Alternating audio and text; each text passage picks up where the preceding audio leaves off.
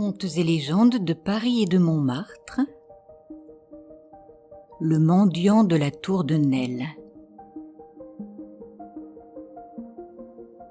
Sur la rive gauche de la Seine, face au château du Louvre, on pouvait voir jusqu'en 1663, époque où Mazarin l'a démoli pour faire place au Collège des Quatre Nations, là où est aujourd'hui l'Institut, une tour d'aspect rébarbatif et même sinistre, la tour de Nesle. Construite sous Philippe Auguste pour faire partie, comme la tour du Louvre son vis-à-vis, de l'enceinte de Paris, elle avait pris son nom de l'hôtel de Nesle tout proche, vaste demeure des seigneurs de Nesle, de la puissante maison de Clermont. La tour de Nesle n'était, en l'année 1626, où se place l'histoire que nous allons conter, guère utilisée. Ce n'était plus une défense, ni une prison. Quelques vieux invalides y logeaient, non pour y tenir garnison, mais pour avoir un gîte. Gîte morose que cette vieille tour, dont les pieds baignaient dans la Seine, et dont les salles du corps de logis rappelaient les tragiques souvenirs de Marguerite de Bourgogne, qui y fut étranglée par ordre du roi son époux, tandis que Philippe et Gauthier d'Aunay y avaient été écorchés vifs. Pourtant, l'endroit était passant et fréquenté par la plus élégante société. Si les terrains vagues des jeux de paume occupaient les bords du fleuve, à proximité s'élevaient des hôtels des plus aristocratiques, dont l'hôtel de la Rochefoucauld, tapi au fond de vastes jardins. Il y avait surtout l'hôtel de Nevers, construit sur l'emplacement de l'antique hôtel du Grand Nesle, où, à toute heure du jour et même de la nuit, des personnes de la meilleure noblesse se donnaient rendez-vous. Tant d'allées et venues était une source de jolis profits pour le malheureux que tout Paris connaissait sous le nom du mendiant de la tour de Nesle. Celui-ci avait nom Frère Lazare et appartenait à l'ordre des Carmes d'Échaud. Il lui était impossible, comme aux autres moines mendiants, de se rendre chez les marchands et les bourgeois et chez les Suisses des nobles demeures qu'était sa part de pitance pour son couvent. Il était sourd et muet et par surcroît aveugle. Aussi venait-il dès le matin, aidé d'un bâton, jusqu'à la porte de la tour. Il s'asseyait sur une pierre, et là, il tendait sa sébile jusqu'à l'angélus du soir. Alors il se levait et, péniblement, regagnait son couvent. Ce n'était pas lui qui rapportait les moins belles aumônes et les moins avantageuses. S'il ne récoltait pas dans sa besace croûtons de pain, légumes ou autres victuailles parfois savoureuses, il faisait par contre ample moisson de menu monnaie, car nulle dame ou cavalier ne se fût avisé de passer devant frère Lazare sans déposer une obole dans sa sébile d'étain. Le mendiant était psychologue.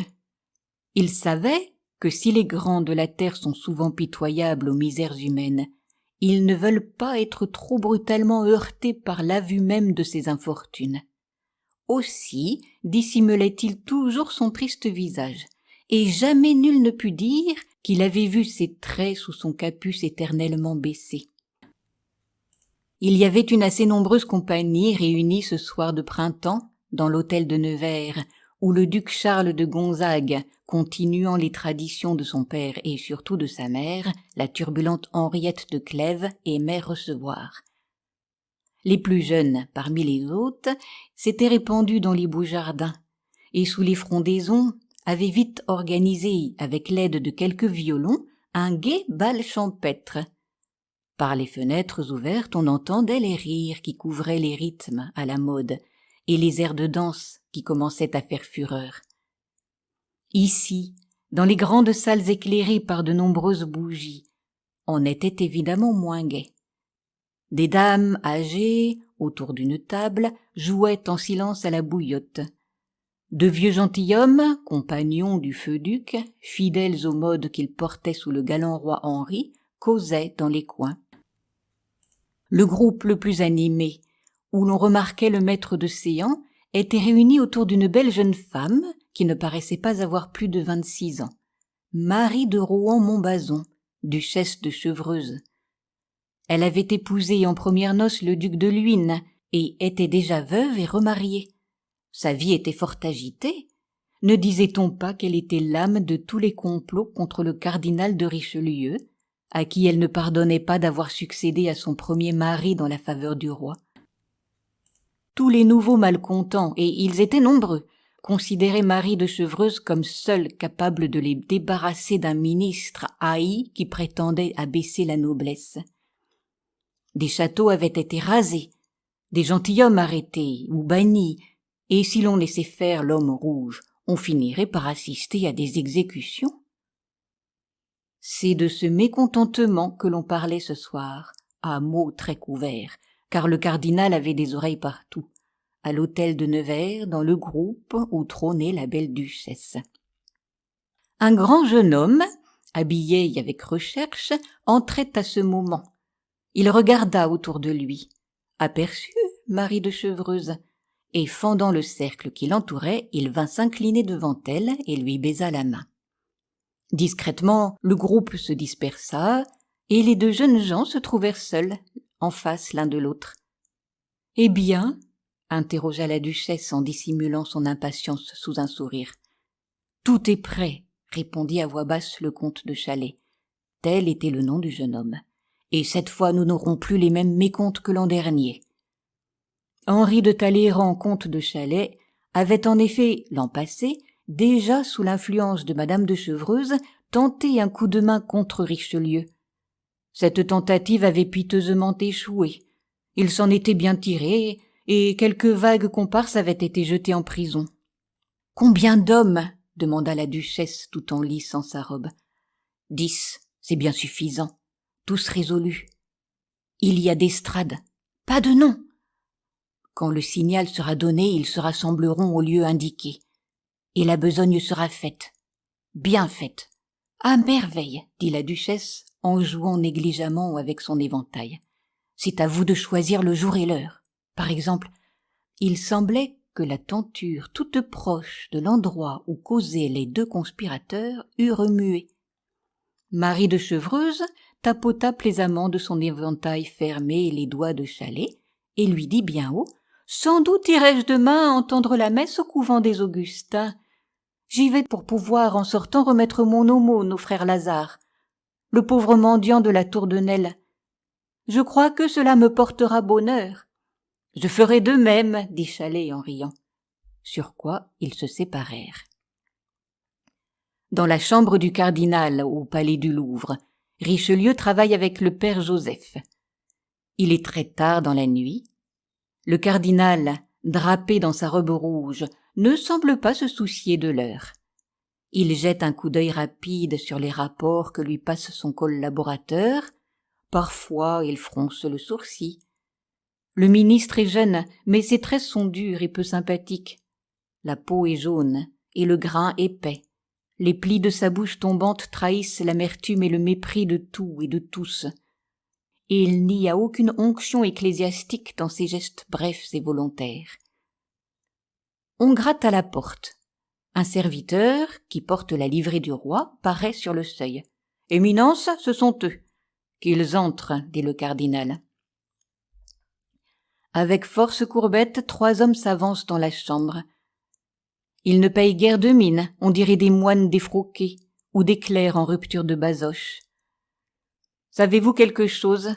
interroge le cardinal durement en regardant dans les yeux le premier des survenants. Celui-ci secoue la tête d'un air découragé. « Rien, dit-il. » Les autres font un geste navré. « Rien ? Quand je sais, vous entendez, je sais qu'un complot se prépare. » Il parle maintenant pour lui seul et pour le père Joseph qui a levé le nez de dessus ses paperasses. Les espions, car ce sont des espions particuliers du ministre, ont l'oreille basse. « On en veut à ma vie. »« Qui ? » ?»« Mais toujours les mêmes, ceux qui me reprochent de trop bien servir le roi. Il y en a jusque dans ce palais. Ces bélitres n'ont rien vu, rien su, à moins qu'ils ne soient payés par mes ennemis pour ne rien voir et ne rien savoir. Le père Joseph, tout à ses préoccupations habituelles, risque timidement un mot. « Les Huguenots, peut-être ?»« Les Huguenots !» Le cardinal hausse les épaules. « Les Huguenots ! Il s'agit bien d'eux. Non, je sais que la duchesse de Chevreuse est l'âme d'un complot, et naturellement Chalais. » Puis, se retournant rageusement vers les hommes de police, « L'un de vous s'est-il préoccupé de savoir ce qu'a fait madame la duchesse de Chevreuse ?»« Moi, » dit un des hommes en s'avançant. « La duchesse n'a pas quitté son hôtel. Et le comte de Chalais ?» Un autre espion répond d'une voix obséquieuse mais maussade. « Le comte de Chalais a passé la journée à la chasse. Il ne doit pas être de retour. »« Sot ! Triple sot !» s'exclame Richelieu en colère. « Ah, voici Louvigny. » En effet, un autre homme est entré. Il est le chef de la police particulière du cardinal. Moins sordide que les autres. Ce soir, en particulier, ses vêtements témoignent d'une certaine recherche, mais la même bassesse est inscrite sur ses traits. « Quelle nouvelle ?»« Voici, » dit l'espion. La duchesse de Chevreuse et le comte de Chalais viennent de se rejoindre à l'hôtel de Nevers. Ils ont causé ensemble. Mais en se quittant, la duchesse a dit à monsieur de Chalais « Sans doute irai-je demain entendre la messe au couvent des Augustins. J'y vais tout exprès pour pouvoir en sortant remettre une aumône au frère Lazare, le pauvre mendiant de la tour de Nesle. Je crois que ça me portera bonheur. » Et monsieur de Chalais a répondu « Je ferai de même. »« C'est tout ?» demande le cardinal, soudain plus calme. « C'est tout, » dit Louvigny. « Bien, » dit le ministre. « Demain vous continuerez à suivre mes mêmes instructions, et à la même heure vous me rendrez compte. » Les espions se retirent. Richelieu se remet au travail. « Il n'y a pas dans ces propos de quoi s'effrayer ou même s'inquiéter, » hasarde le père Joseph. « Peut-être, » dit le ministre en prenant un rapport. La nuit suivante, le cardinal et le père Joseph sont à nouveau à la table de travail. « L'électeur de Saxe est très malade, » dit le père Joseph en lisant une dépêche. « Il ne mourra pas cette fois, » répondit Richelieu. « J'ai besoin de lui. » Avec le même cérémonial que la veille, les espions sont introduits. « Parlez, » dit le ministre de l'air le plus engageant qu'il lui est possible de prendre. Le premier espion s'avance, s'incline très bas et commence. « J'ai suivi pas à pas madame la duchesse de Chevreuse. Ce matin, sa seigneurie s'est rendue à la messe aux Grands Augustins. Elle a écouté l'office avec un profond recueillement. En sortant, elle a suivi le quai de Nesle, que l'on appelle maintenant de Nevers. Elle est passée devant la tour. Elle a donné une aumône aux mendiants. Je n'ai pu discerner de combien fut sa générosité. Elle est ensuite rentrée en son hôtel par la rue des Fossés de Nesle. J'ai fait amitié avec son Suisse et suis certain qu'elle n'est plus sortie et n'a point de la journée reçu de visite. »« Très bien, » daigne jeter le cardinal. « À un autre. » Le second espion prend la place du premier face à son maître. « J'avais ordre de suivre monsieur le comte de Chalais. Ce gentilhomme a lui aussi assisté à la messe aux Grands Augustins. Mais il s'est tenu dans la chapelle de la Vierge. Il portait une tenue de chasse en velours vert. Il n'est arrivé que peu avant l'élévation. Par contre, l'office était fini depuis une demi-heure quand il quitta le Saint-Lieu. Monsieur le comte de Chalais a suivi le quai de Nevers, et, en passant à la tour de Nesle, il a fait l'aumône au frère Lazare. Il s'est dirigé vers le jeu de paume de la bouteille, où les gens l'attendaient avec un cheval en main. Il est parti pour la chasse. Il vient de rentrer à l'hôtel de Chalais. J'ai su, par l'un des piqueurs, que sa seigneurie avait couru un cerf 10 cors dans la forêt de Rouvray, accompagné de 2 gentilshommes de sa maison. Il n'a rencontré aucune personne étrangère. Louvigny, le chef des espions, est introduit sur ces entrefaites. « Éminence, je puis confirmer point par point les rapports de ces hommes. À aucun moment madame la duchesse de Chevreuse et monsieur le comte de Chalais n'ont pu se rencontrer. M'est-il permis de formuler un avis ? » ?»« Formulez, mon bon Louvigny, formulez, » dit le cardinal. L'espion prend un air important. « Eh bien, j'estime que votre éminence, par son énergie et son autorité, a su déjà désarmer ses ennemis. Aucun attentat contre sa personne ne se prépare pour le moment. »« Vous me rassurez, » ricane le ministre, car on ne peut pas appeler un sourire la grimace de sa figure fielleuse. Il sort de sa bourse un louis d'or et le jette à Louvigny. Voici pour votre peine et celle de vos gens. » Les espions remercient et vont se retirer. « Restez !» intime le cardinal. Il ouvre un tiroir et en tire un petit morceau de papier roulé en boule. Il le déploie et lit « L'homme rouge mourra demain. Il sortira du Louvre à 10 heures pour aller voir les travaux de son palais. Il sera frappé devant l'hôtel Sillery. » Un silence règne dans la chambre. Le cardinal est de bonne humeur, une bonne humeur plus redoutable que sa colère. Il s'adresse aux espions. « Il faut donc que je vous apprenne votre métier, comme au plus grand j'ai enseigné le leur. » Ce billet était adressé par madame la duchesse de Chevreuse à mon ami le comte de Chalais. Louvigny ose intervenir. « Mais, puisqu'ils ne se sont pas rencontrés, laissez-moi parler, et écoutez, puisque vous ne pouvez faire que cela. Apprenez donc 3 choses. La première, c'est que la duchesse de Chevreuse, en faisant l'aumône au frère Lazare, a glissé ce billet dans sa sébile, et que le comte de Chalais, en déposant son obole une demi-heure après dans la dite sébile, y a en vain cherché le message. La seconde, c'est que le frère Lazare, afin d'y faire pénitence de ses péchés, a été retenu toute la journée au couvent des Carmes pour moult pieux exercices, et cela par mon ordre. La troisième est la plus importante. Aujourd'hui, car on ne saurait assez s'humilier pour suivre les traces de notre divin maître, le mendiant de la Tour de Nesle, c'était Armand du Plessis de Richelieu, cardinal de la Sainte Église romaine. Le lendemain, Marie de Rohan-Montbazon, duchesse de Chevreuse, partait précipitamment rejoindre son cher époux dans ses terres de Lorraine. Henri de Talleyrand, comte de Chalais, était 1 mois après appréhendé à Nantes. Il était jugé par des magistrats du Parlement de Rennes et avait le cou tranché.